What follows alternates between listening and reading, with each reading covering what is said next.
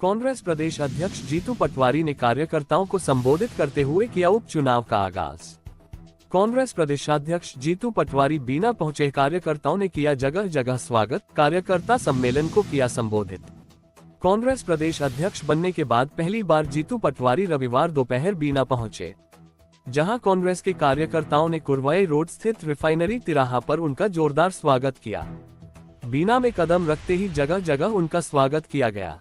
उन्होंने गांधी तिराहे पर गांधी जी की प्रतिमा पर माल्यार्पण किया और कार्यकर्ताओं के सम्मेलन को संबोधित किया।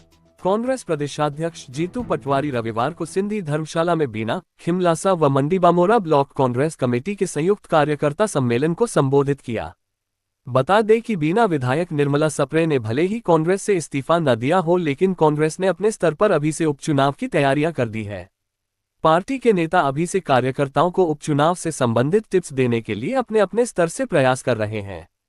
इसी को लेकर कांग्रेस प्रदेशाध्यक्ष जीतू पटवारी बीना की सिंधी धर्मशाला में वरिष्ठ कांग्रेस जन के साथ मंडल, सेक्टर एवं बूथ कार्यकर्ताओं को संबोधित किया। भाजपा को बताया मदमस्त हाथी और उस पर अंकुश लगाने की बात कही। पत्रकारों ने जब उनसे पूछा भूपेंद्र सिंह ठाकुर और गोविंद सिंह राजपूत में किस बात को लेकर विवाद चल रहा है, तो उन्होंने बताया कि उनका कोई निजी झगड़ा नहीं है, ये सब पैसों के बंटवारे को चल रहा, वो एक दूसरे का सर फोड़े मुझे किया। सम्मानित यहाँ उपस्थित पत्रकार बंधु, बीना और सागर के परिवार के सभी जर्नलिस्ट, एक तरह से मैं ये कहूँगा कि बहादुर जर्नलिस्ट पत्रकार बंधु होते हैं। यहाँ जितनी यातनाएं होती है शायद देश में कहीं नहीं होती है, मध्य प्रदेश में कहीं नहीं। आज ही एक हमारे छत्तीसगढ़ का पत्रकार भाई था जिसकी एक तरह से मृत्यु हो गई, हत्या हो गई। मैं उनको आज श्रद्धा सुमन अर्पित करता हूँ। वो भी स्वतंत्र पत्रकारिता के लिए जाने जाते हैं। हमारे बीच में आदरणीय हमारे प्रभारी हैं चंदन यादव जी, आदरणीय हमारे प्रभारी हैं, आदरणीय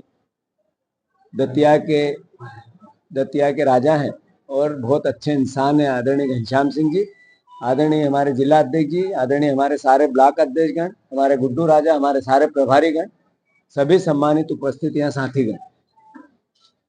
जैसा मैंने अपनी भाषण में कहा कि भारतीय जनता पार्टी मत के मद में मदमस्त हो गई और जैसे ही चुनाव हुए, ये पहली सरकार है जिसका इतनी जल्दी परसेप्शन ऐसा बना जो केवल लूट का पर्याय दिखती है, करप्शन का पर्याय दिखती है।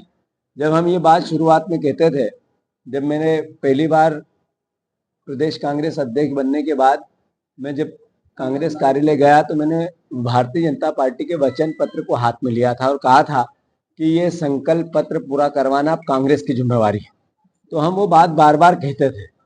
मतलब मैं समझ नहीं पा रहा हूँ कि भारतीय जनता पार्टी ने जो वादे किए एक साल में एक भी पूरा नहीं किया। न किसानों को गेहूं के दाम दिए, न बहनों को 3000 दिए, न उन्होंने 2700 3100 धान के दाम दिए, न 6000 का सोयाबीन किया। मैं समझता हूं कि ऐसे में हमारा दायित्व है हम सड़क पे लड़े। जो 3 उपचुनाव हुए इसमें जनता ने उनको कहा भी कि आपने जो वादे किए वो पूरे करो, नहीं करोगे तो जनता बाहर होगी। और बुधनी और विजयपुर तो सीधे संकेत दिए। अमरवाड़ा भी हम 3000 से जीते। जैसा मैंने कहा कि भ्रष्टाचार का पर्याय है भारतीय जनता पार्टी। पहली सरकार है जिसका एक साल के अंदर परसेप्शन इतना करप्ट बन गया, करप्शन का चेहरा बन गया। आप देखो पिछले 1 महीने से लगातार अखबार की सुर्खी सिर्फ भ्रष्टाचार बन रही है। 2 मंत्री, पूर्व मंत्री आपस में लड़ रहे हैं इसलिए कि चोरी के पैसे के माल के बंटवारे का झगड़ा है। ये बात सर्वविदित हो गई, सामान्य हो गई कि मंत्रिमंडल पूरा लूट खसोट में लगा है। मैं फिर से बीना में ये लूट के पैसे से विधायक की दल बदली हुई, ये चिंता का विषय है देश के लिए, प्रदेश के लिए, लोकतंत्र के लिए। तो मैं मानता हूँ हमारी जिम्मेवारी है कि जल्दी से हम कोर्ट से ये निर्णय कराएं, क्योंकि भारतीय जनता पार्टी और विधानसभा अध्यक्ष इसमें जिस तरीके से काम कर रहे हैं हमें भरोसा नहीं है। और जो सदन में इस्तीफा देना था भारतीय जनता पार्टी को, अगर उन्होंने दल बदल करवाया था तो इनसे लेना था, वो लिया नहीं। ये भी एक तरह की जनता के साथ भी धोखा है और अपने खुद के धर्म के साथ भी धोखा है, मतलब उनके राजनीतिक धर्म के साथ भी धोखा है। तो फिर से निर्मला सप्रे जी का इस्तीफा होना चाहिए, नहीं तो कोर्ट से हटा के चुनाव बिना का हम 100% जीतेंगे। दूसरा, सागर में एक घटना हुई जिसमें मंदिर को लेके विवाद है। मैं प्रार्थना करना चाहता हूँ, दोनों समुदाय से अपील करना चाहता हूँ, देश हमारा है और ईश्वर एक है। और मैं मानता हूँ कि कांग्रेस पार्टी का मूल विचार भी यही है कि इंसानियत सबसे प्रथम है और हम सब मिलकर भारतवासी, हम सब मिलकर प्रेम से, प्यार से, मोहब्बत से रहें। ये मैं प्रार्थना करना चाहता हूँ। जो भी मसले होते हैं संवाद से होते हैं, हल आपस की बातचीत से होते हैं। मैं फिर से कांग्रेस पार्टी को जो दायित्व मिला है उसके लिए हम संघर्ष करेंगे, सड़क पर रहेंगे, साथ ही साथ कांग्रेस पार्टी को मजबूत करेंगे। जैसा मैंने मेरे भाषण में कहा कि कांग्रेस पार्टी एक नई विधा के साथ आ रही है जिसमें ग्राम पंचायत कांग्रेस कमेटी का गठन होगा, वार्ड कांग्रेस कमेटी का गठन होगा, मोहल्ला कांग्रेस कमेटी का गठन होगा और हम सब मिलकर ग्रास रूट स्तर पर, ग्रामीण स्तर पर, निचले स्तर पर, बूथ स्तर पर पार्टी को मजबूत करने की प्रक्रिया के हिस्सेदार बनेंगे। मैं चाहता हूं कि आप सब परिवार के लोग विपक्ष की ताकत बने, क्योंकि विपक्ष को ज्यादा आवश्यकता होती है मीडिया की, अखबार की, जर्नलिज्म की। आप लोगों के सहयोग से हम जनता की बातें उठा सकते हैं।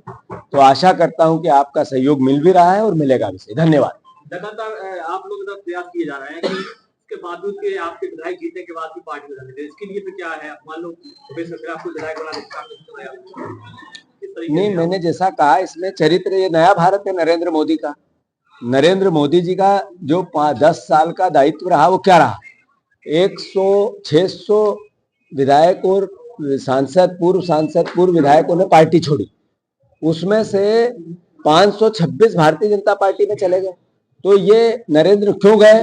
क्योंकि ईडी ने अपना काम किया, क्योंकि इनकम टैक्स ने अपना काम किया। आप देखो कि बड़े बड़े नेता जिनको नरेंद्र मोदी गाली देते थे और ईडी के छापे डले, वो सब बीजेपी में चले गए, वॉशिंग मशीन हो गए। तो अल्टीमेटली ये नया भारत नरेंद्र मोदी लेके आए कि जो स्वायत्त संस्था उनका दुरुपयोग करो। और मीडिया को क्यों सुनना पड़ता है कि ये मोदी मीडिया है?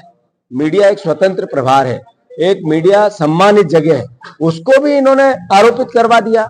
आखिर किस तरह का नया भारत है? यही तो चिंता का विषय हमारे लिए भी है, यही चिंता का विषय आपके लिए भी है, यही चिंता का विषय लोकतंत्र के लिए भी है, यही चिंता का विषय वोट देने वाले मतदाता के लिए भी है। लगातार जैसे आप लोग अभी आपने कहा कि भाजपा सरकार है, लगातार ऐसे आरोप आप लोग लगा रहे हैं, पहले से भी लगाए हैं, उसके बावजूद भी कांग्रेस का आखिर मध्य प्रदेश में नहीं आना, लोकसभा भी दूसरा साफ हुआ है, इसके किस तरीके से इसको देखते हैं? देखो, दो बातें हैं। हम विपक्ष में रह के अपनी बात कर सकते हैं, अपनी बात कह सकते हैं, जनता तक अपना प्रयास कर सकते हैं। विपक्ष के बाद जब हम सरकार, हमारी पार्टी को मजबूत करने की प्लानिंग कर सकते हैं, फिर उसके साथ अपने मुद्दों को जनता तक ले जा सकते हैं। मैं मानता हूं कि अगर कहीं चूक हुई है तो लोकतंत्र में जो जीता वो सिकंदर, में उन लोगों में से हुई नहीं। अगर जनता ने मत दिया तो हमने कहा कि हमें विपक्ष की भूमिका मिली, हम ताकत से निभाएंगे, जो कहा वो करो, ये विषय हमारा है। और उसके बाद भी अगर लोकतंत्र का इतने बड़े बहुमत के बाद विधायकों की दल बदली होती है, खरीद फरोख्त होती है, तो ये चिंता का विषय तो मीडिया का भी है, ये चिंता का विषय तो मतदाता का भी है, ये चिंता का विषय देश के लोकतंत्र का भी है, हमारा भी है। तो ये कोशिश हो रही है लगातार, हम अपना धर्म निभा रहे हैं, आप सहयोग करो।